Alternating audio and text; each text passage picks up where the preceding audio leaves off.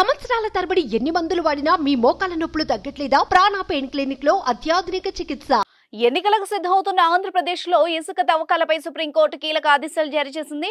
ఇప్పటికే రాష్ట్రంలో ఇసుక తవ్వకాలపై పలు వివాదాలు, విమర్శలు ఉన్న క్రమంలో సుప్రీంకోర్టు ఆదేశాలు చర్చకు దారితీశాయి.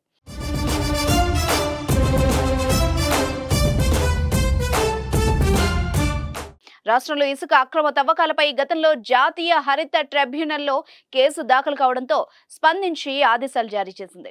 తాజాగా సుప్రీంకోర్టు రియాక్ట్ అయింది.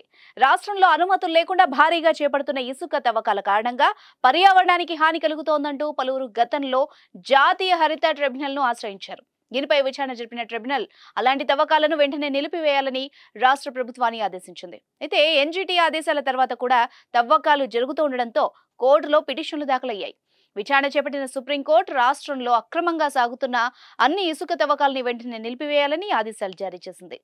జాతీయ హరిత ట్రిబ్యునల్ ఇచ్చిన ఆదేశాలను తూచా తప్పకుండా పాటించాలని ఆదేశించింది. అలాగే అక్రమ ఇసుక తవ్వకాల నిలిపివేతపై నివేదికతో మే 9వ తేదీలోగా అఫిడవిట్ దాఖలు చేయాలని కూడా సూచించింది. దీంతో పాటు ఇసుక తవ్వకాల్లో అక్రమాలకు పాల్పడిన వాళ్లపై నిబంధనలకు అనుగుణంగా చర్యలు తీసుకోవాలని ఎన్జీటీని కూడా సుప్రీంకోర్టు ఇవాళ ఆదేశించింది.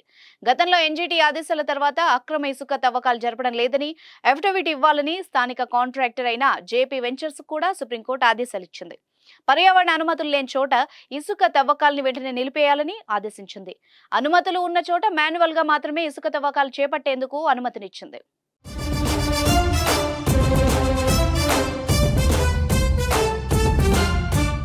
సుమన్ టీవీలో మీ పర్సనల్ అండ్ బిజినెస్ ప్రమోషన్స్ కోసం కింది నెంబర్కి కాంటాక్ట్ చేయండి.